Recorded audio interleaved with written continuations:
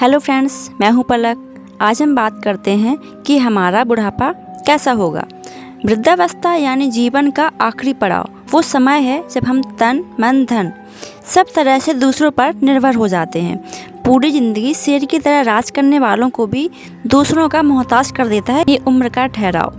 कहते हैं जिसका बुढ़ापा अच्छे से कट गया, समझ लो उसने पिछले जन्म में बहुत अच्छे कर्म किए हैं। लेकिन मैं कहती हूँ कि जिसका बुढ़ापा अच्छे से कट रहा है, इसका मतलब उसने इसी जन्म में बहुत अच्छे कर्म किए हैं। बुढ़ापे में सुख की गारंटी कौन देता है? क्या सिर्फ बेटा हो जाना ही सुख की गारंटी है?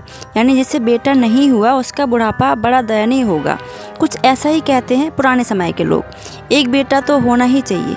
ये जुमला पुराने समय वाले उन लोगों की ही देन है जो आज अपने बेटों की वजह से ही सबसे ज़्यादा दुखी हैं, पर ये बात मानने को तैयार नहीं है। अगर बेटा होने मात्र से ही बुढ़ापे में सुख मिल जाता तो आज इतने वृद्धाश्रम नहीं खुलते हमारे शहर में। बेटा है तो बुढ़ापे में सुख है। मेरी नज़र में दुनिया का सबसे बड़ा झूठ यही है। वैसे बेटा होने के बाद भी अगर कोई इंसान बुढ़ापे में दुखी दिखे तो लोगों का एक ही डायलॉग होता है, क्या करे बेचारा, बेटे के हाथ में कुछ नहीं है, बहू इतनी तेज है कि पूछो ही मत। मतलब कारण चाहे जो भी हो, इतना तो तय है कि बहू ही खराब है। और वैसे ये अच्छी बहू की कोई खास परिभाषा होती है क्या? 100 लोग तारीफ़ करें बहू की, मगर ससुराल वालों को नहीं सुहाती।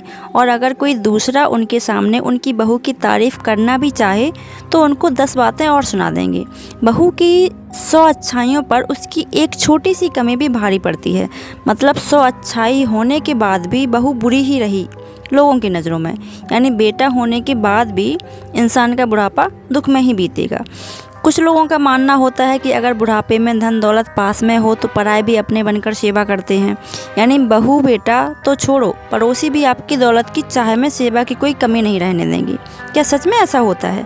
अगर ऐसा होता तो आज करोड़पति औरत का कंकाल नहीं मिलता उसके करोड़ों के खाली फ्लैट में।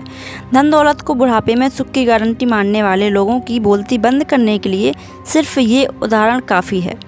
बेटा, अच्छी बहू, धन दौलत कोई बुढ़ापे में सुख की गारंटी नहीं देते, फिर भी लोग इनकी चाह रखते हैं हद से ज़्यादा। एक बेटा हो तो एक और मांगते हैं। बेटे की चाह में बेटी को गर्भ में ही मार डालते हैं। बहू कितनी ही अच्छी हो उसमें कमियां निकालते हैं, लोगों के सामने उसे बुरा ही बताते हैं। धन दौलत कितनी भी हो हमेशा उसकी कमी का रोना ही रोते हैं और लोगों के सुख से जलते हैं। ऐसे में भला दुनिया का कौन सा इंसान इनके सुख की गारंटी लेगा? उम्र के आखिरी पड़ाव में भी यदि कोई इंसान भगवान के दिए सुखों में कमी निकालेगा तो वो भला कैसे सुखी रह पाएगा? दुनिया में दूसरे लोगों के पास बहुत कुछ है, पर हमारे पास जो है बहुतों को वो भी नसीब नहीं है। ऐसी सकारात्मक सोच वाले लोगों का बुढ़ापा ही आराम से निकलता है। पर जिनके पास बेटा, अच्छी बहू, धन दौलत सब कुछ बहुत ज़्यादा है पर मन में असंतोष भरा पड़ा है, हर चीज़ में जैसे कमी ही दिखाई देती है, ऐसे इंसान की उम्र का आखिरी पड़ाव बहुत लंबा होता है, बहुत दुखदाई भी। यानी इस दुनिया में सिर्फ एक ही चीज़ है जो उम्र के हर पड़ाव में सुख की गारंटी देती है, वो है आप और आपकी सकारात्मक सोच। आप बोलोगे कि ये कैसे पॉसिबल है? तो आज आपके पास जो भी है या आगे फ्यूचर में जो होगा वो सब आपके ही देन है, क्योंकि हमारा बचपन डिसाइड करता है कि हमारी जवानी कैसी होगी और हमारी जवानी डिसाइड करती है कि हमारा बुढ़ापा कैसा होगा। आप आज जो बीज जवानी में बोएंगे वही फल आपके बुढ़ापे में मिलेगा। तो बुढ़ापे का सुख दुख सब कुछ आप पर डिपेंड करता है। जैसा सिस्टम आपने अपनी फैमिली में बनाया होगा वही सिस्टम आपके साथ भी फॉलो किया जाएगा। अगर आपके घर में बड़े बूढ़ों की सेवा की जाती होगी या आपने की होगी तो आपके साथ भी सेम वही होगा। और अगर आप जवानी में अपने बड़ों पर रौब झाड़ रहे हैं तो यकीन मानिए सेम चीज़ें आपके साथ भी होगी। इसके लिए तैयार रहना।